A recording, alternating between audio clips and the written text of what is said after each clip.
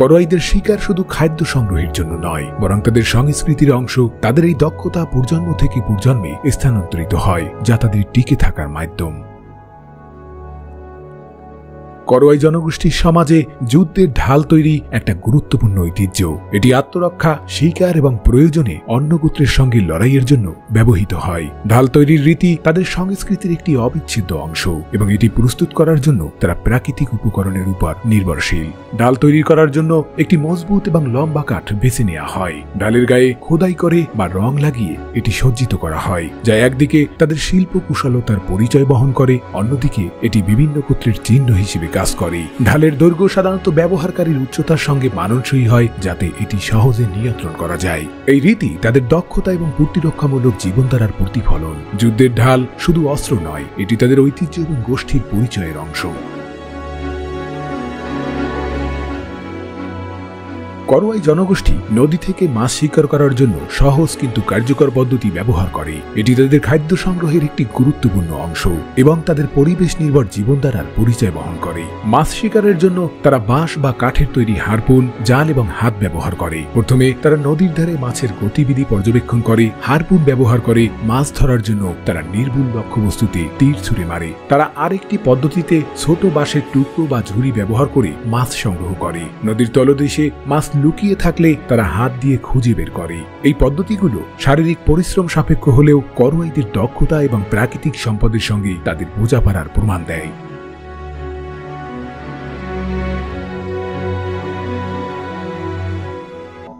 করোয়াই জনগোষ্ঠীর আধ্যাত্মিক বিশ্বাস তাদের জীবনধারার অবিচ্ছেদ্য অংশ।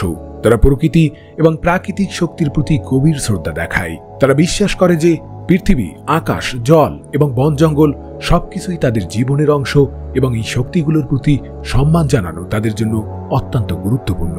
তাদের আধ্যাত্মিক জীবন মূলত শামানিজম আস্থা দ্বারা প্রভাবিত, যেখানে শামানরা বা আধ্যাত্মিক নেতা তাদের সমাজের আধ্যাত্মিক পথ প্রদর্শক হিসেবে কাজ করে। তারা আত্মা এবং প্রকৃতির সঙ্গে সংযোগ স্থাপনে বিশেষ ভূমিকা পালন করে।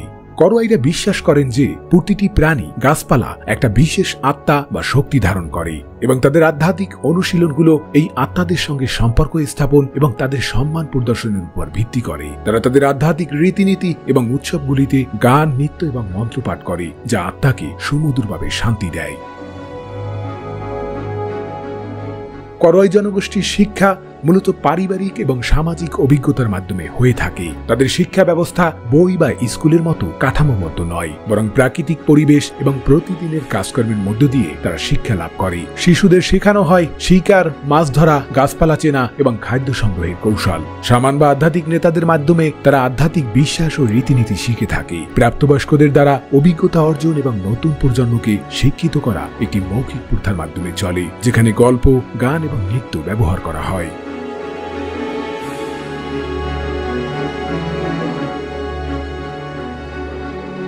করোয়াইদের চিকিৎসা ব্যবস্থা প্রাকৃতিক ওষুধের উপর নির্ভরশীল। তারা প্রকৃতি থেকে বিভিন্ন উদ্ভিদ, গাছের ছাল, পাতা, ফুল এবং মাটির উপাদান ব্যবহার করে রোগের চিকিৎসা করে থাকে। শামানরা আধ্যাত্মিক চিকিৎসকের ভূমিকা পালন করেন এবং তারা শরীরের অসুস্থতার পাশাপাশি আত্মিক অসুস্থতার চিকিৎসা করেন।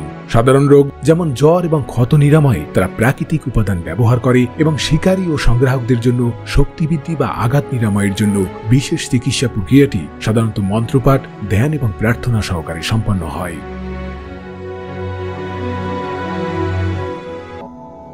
করোয়াই জাতির উৎসব এবং সাংস্কৃতিক অনুষ্ঠানগুলো এদের জীবনের এক অবিচ্ছেদ্য অংশ, যা প্রাকৃতিক এবং আধ্যাত্মিকতা মিশে এক অদ্ভুত রোমাঞ্চকর পরিবেশের তৈরি করে।